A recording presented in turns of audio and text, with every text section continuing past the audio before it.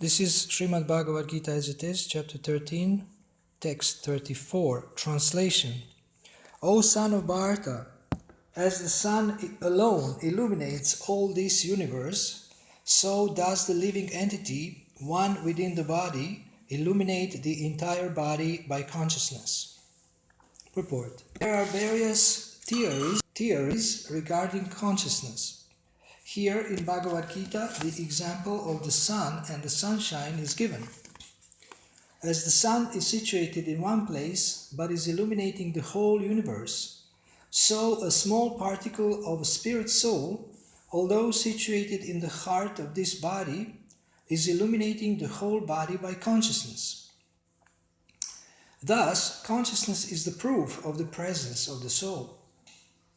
As sunshine or light is the proof of the presence of the sun. When the soul is present in the body, there is consciousness all over the body, and as soon as the soul has passed from the body, there is no more consciousness. This can be easily understood by any intelligent man. Therefore, consciousness is not a product of the combinations of matter. It is the symptom of the living entity. The consciousness of the living entity, although qualitatively one with the supreme consciousness, is not supreme because the consciousness of one particular body does not share that of another body. But a supersoul, which is situated in all bodies as the friend of the individual soul, is conscious of all bodies. That is the difference between supreme consciousness and individual consciousness. Yata prakashayat yakaha kritsnam lokam imam ravihi kshetram kshetri tata kritsnam prakashayati bharata. O son of Bharata, as the sun alone illuminates all this universe, so does the living entity, one within the body, illuminate the entire body by consciousness. So thank you very much for coming to this evening class. And I'm so pleased to see so many of you coming. I hope it will be useful for you.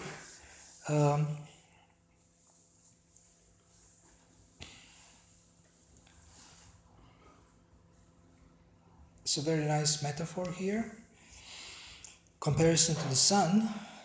And very important thing that Srila Prabhupada mentions in the purport is the proof of the soul. Sometimes people will ask you, oh, okay, what is the proof that the soul is in the body? And here is the answer. The consciousness is the proof that the soul is in the body. For example, if you see the wind, you don't see the wind, but you see the effects of the wind. You see how wind is moving the leaves and the branches of a tree. And you know that there is this energy called wind, but you don't see it. There is many things that we don't see, but we can become aware of its presence.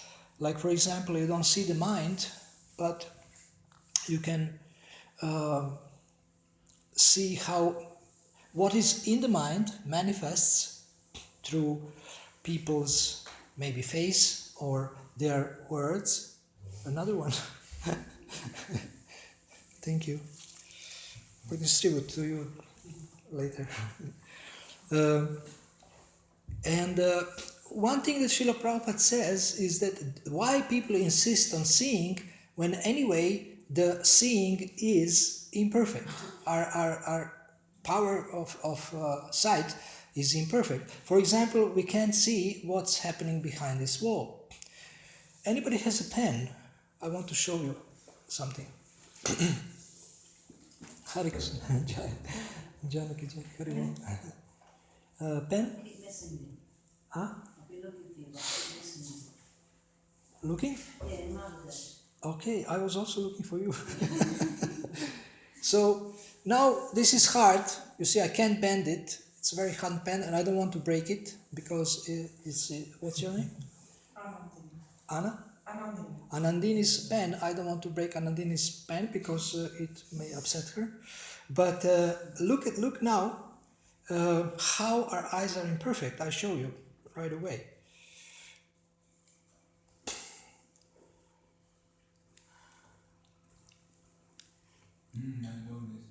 You see, it's a rubber pen for the boys. It's just you can see now. You don't know if it's still, if it's straight. So this is how imperfect our eyes are. Thank you. Oops. Oh, sorry. I thought you will catch it. Uh, and there is many. I mean, if you put the pen in a cup, then it looks like it's broken and things like that. So many proofs that our eyes are imperfect, and therefore Srila Prabhupada says you shouldn't insist of understanding things only with your eyes, but you should learn by hearing. And therefore, the superior way of acquiring knowledge is through shabda or sound. Pratyaksha, anumana, shabda. Pratyaksha is a direct perception, and we just have proven how it is imperfect. Anumana is speculation, maybe it's like this, maybe it's like that. And you can guess. This is what Gyanis do, they guess. Or modern scientists, they say maybe it's like this or maybe it's like that. And Shabda is a descending knowledge, and it comes from the higher authorities, and of course we don't want to accept it by blind faith. We have different examples and different ways to understand, to grow our faith, and to accept something that makes sense for us. What do we have a tendency to believe in? You tell me. What do you have a tendency to believe in? How do you start to believe in something?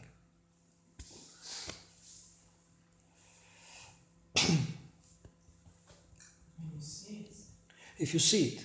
So we just proven it's imperfect. What else? Hear about it and read about it. Okay, but you can hear something and then, what happens when you hear? Let's say you understand it when we experience it. Oh, experience it? Okay, that's good. If the words come from a bona fide person, then you can believe him? No, just forget about bona fide persons, forget about higher authorities, just like a normal ignorant person, I mean a normal citizen, what we have a tendency to believe in. Maybe it's a difficult question, huh? What we see? No, whether you see it or read it or whatever, but... The news. Huh? The news? What? The news? New. The news. News. You believe news? No, I don't know to answer you. What?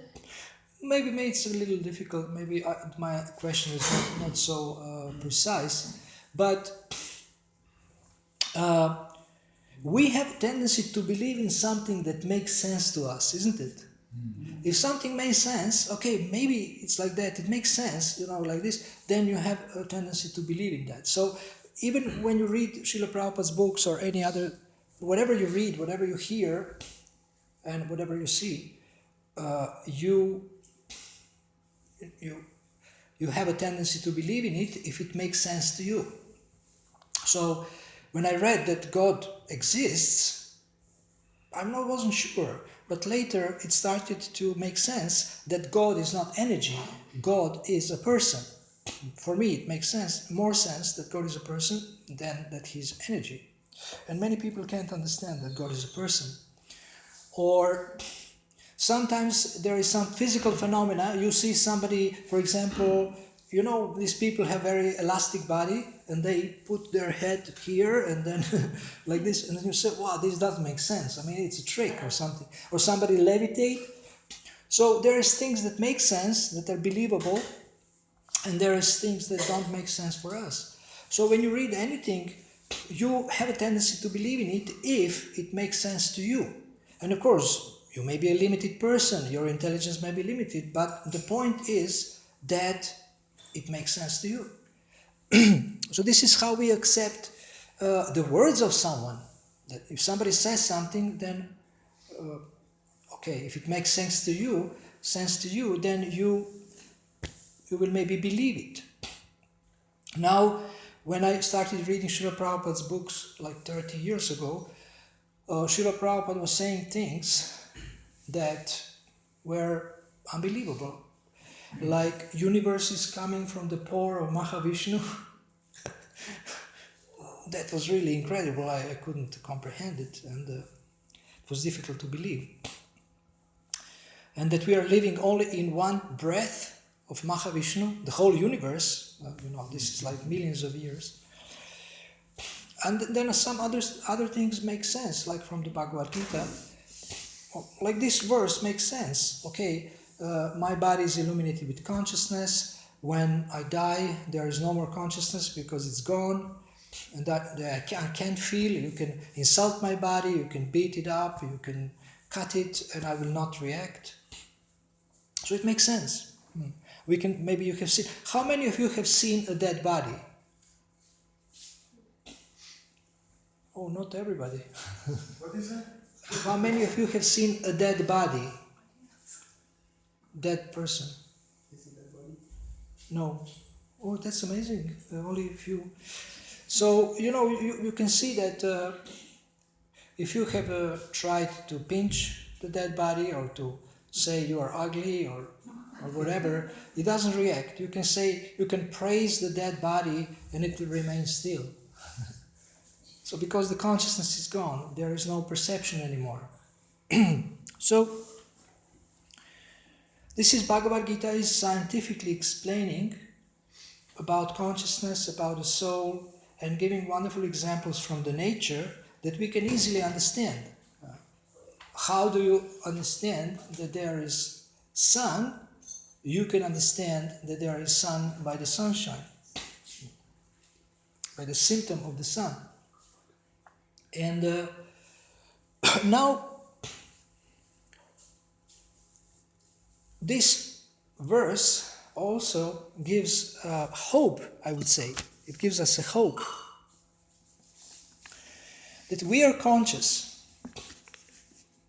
and if we purify our consciousness, if we purify our intelligence, we can increase our awareness, we can expand our consciousness.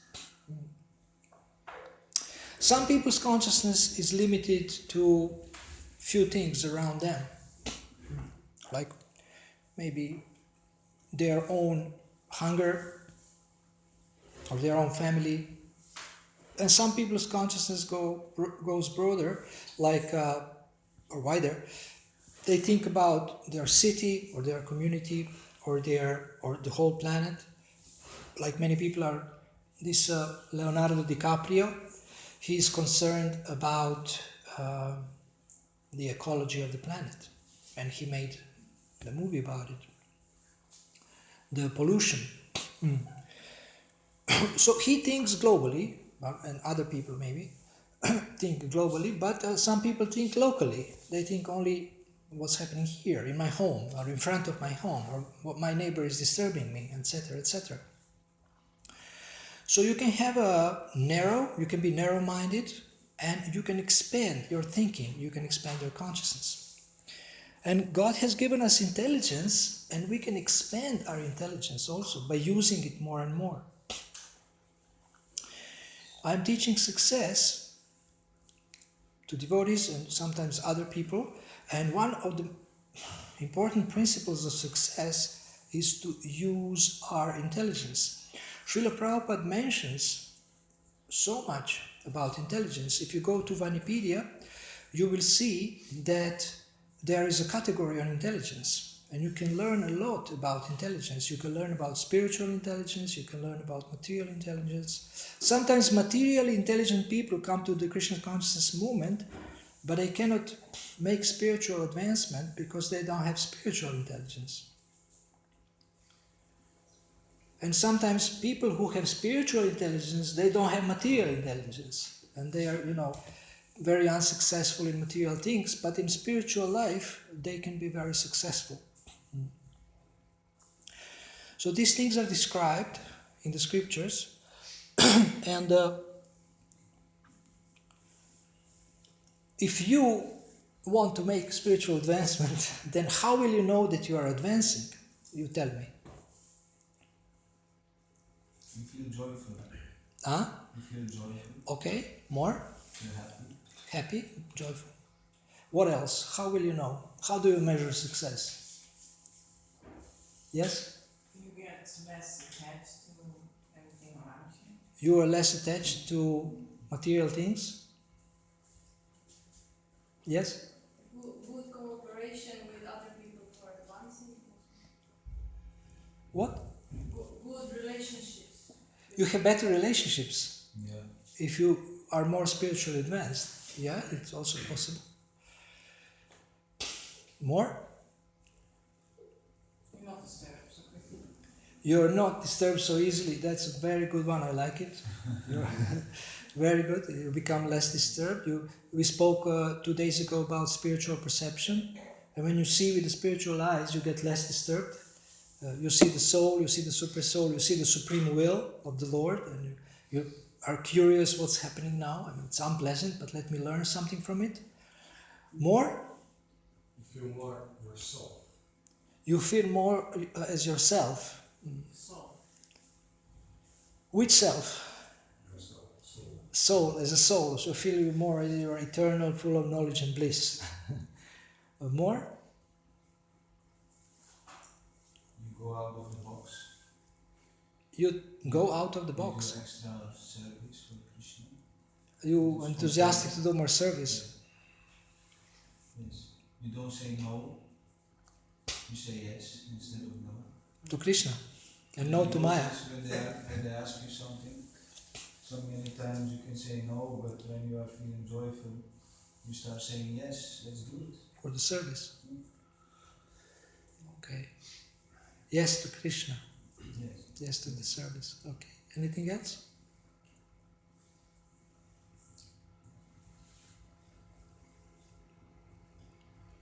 If you want to be successful, it's good to know how to measure success. So it's good to have a clear goal.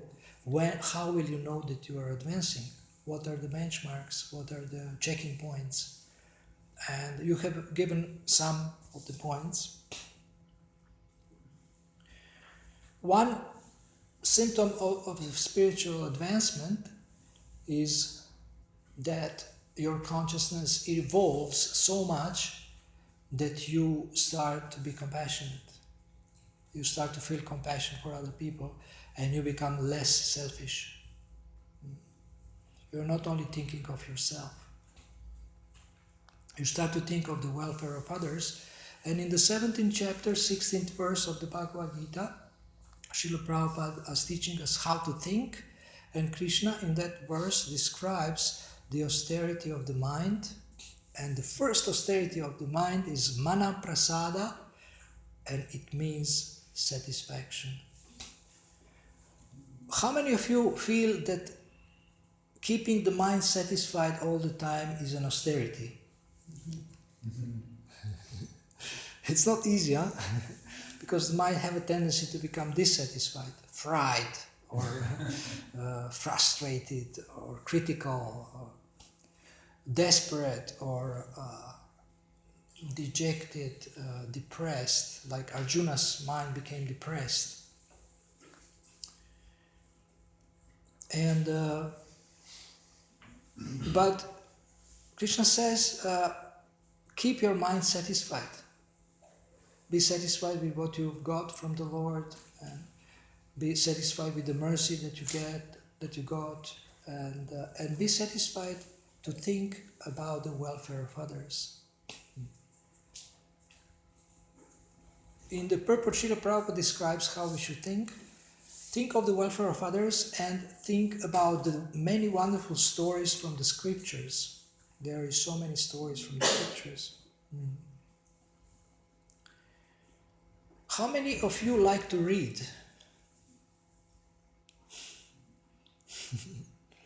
How many of you read every day? How many of you read at least 1 hour?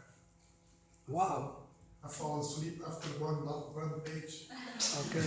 Always, I sleep. But when you wake up, nobody can stop you. Then you go on for a few hours. So I don't know if some of you were here for my class on Monday, but for those who didn't get these gifts, I brought some gifts and I will give you at the end of the class. There is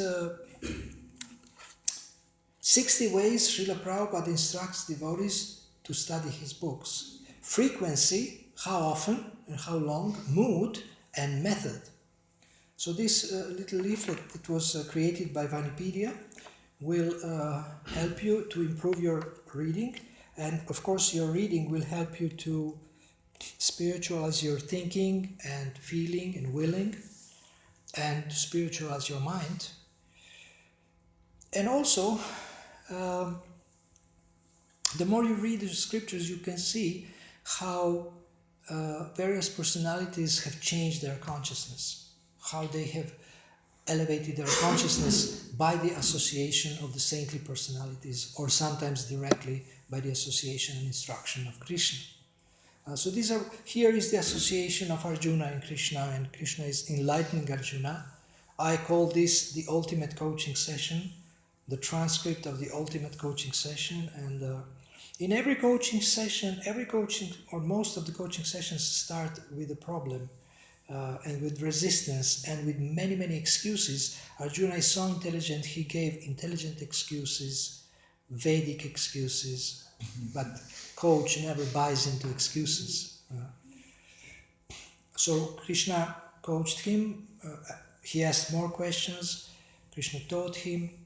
And what is the result of a coaching session? Enthusiasm to take action. And Arjuna said, okay, I'm going to fight at the end. And coach never forces you. So therefore Krishna, as a supreme coach, he said, Itite jnana makyatam, now you have heard and learned everything that you need to know in order to be successful, and now you do what you like to do. You have free will. And Arjuna was intelligent, he understood why this is good for him, and he took action, and he fulfilled the Lord's will. So Srila Prabhupada has left this planet in his physical form, but he said, I'm going to live in my books, I'm going to live in my teachings. He has left so many instructions, and he wanted us to take responsibility for the Krishna consciousness movement, for spreading of the Krishna consciousness movement, for being a good example for the people of a spiritual person, of a saintly person. And all of you have an opportunity to become preachers, leaders, spiritual guides of people. And my humble request is to please take it, and we will help you. And now we are creating a facility on the internet through Vanipedia to actually study. And even if you don't have time, you have you have pages with titles and pages with short quotes. And now we are creating a day in the life of Srila Prabhupada, which means for every day in a year you have which letters Srila Prabhupada has written on that day throughout the 11 years, then which lectures he has given, which conversations he had. And if you read even some of them, you can get exactly the instruction that you need and inspiration that you need. You can learn from Srila Prabhupada how to talk to people, how to be very personal, how to be encouraging, how to be appreciative, how to be grateful, how to be supportive. Srila Prabhupada is a pure representative of Krishna, and we can learn so much from him. But in order to learn from him, we need to take time to learn from him every single day. So it's wonderful that you are reading every day, and you are studying Srila Prabhupada's teachings, and that you are applying it, and some of you also are teaching others, and sharing with others, inspiring others in their spiritual life, in their Krishna consciousness. So please don't be too shy to take up this movement as yours. It's a great legacy, and it's a huge knowledge. He has left so much, and the more you read, the more you study his books, lectures, letters, and conversations, you will discover amazing things. And you will discover yourself. You will discover your real self. You will discover wonderful, attractive things in Krishna consciousness, something that will touch your heart, and you will be so inspired. And there are so many people who are waiting for us to come and to inspire them in spiritual life and to touch their heart, to touch their soul. Thank you very much. We can take one question. Yeah.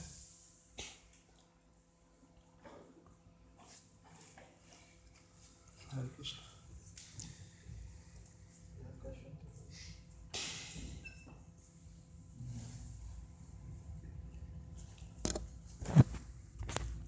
I can ask you maybe quickly. Mm-hmm. You know how you said at the beginning that your belief is that God is a person and definitely not energy. So for somebody who's not in this movement, who doesn't understand the philosophy that we do, how would you explain to them definitely that that's the case? Well, you can find a lot of answers in Srila Prabhupada's teachings, and Vanipedia facilitates this by having a category, and category means collection and selection of many, many quotes and many, many texts. There is questions asked of Srila Prabhupada and questions asked by Srila Prabhupada.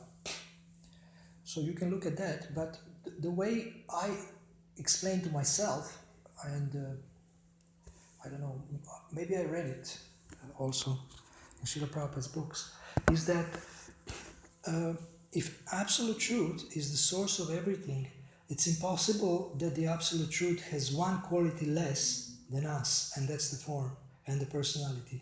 So if we are coming, if everything emanates from the absolute truth, so the absolute truth cannot be impersonal, because we have a personality and we have a form. So therefore, the absolute truth must have a form. Does it make sense? What kind of form are you talking then about? Like, Many. Excuse me? what kind of form are you then talking about? Spiritual form. Okay, Eternal form. Because material forms are perishable, but spiritual form is eternal. And that's described as Sachitananda Vigraha, the deity. And the form of God is eternal, full of knowledge and bliss. And his body is not like ours. It's not.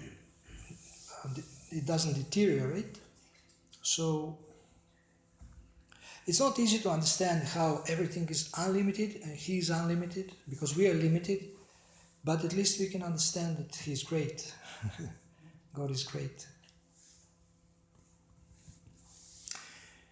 Okay, thank you very much. Hare Krishna. Srila Prabhupada ki jai. Shri Radha Gopinath ki jai.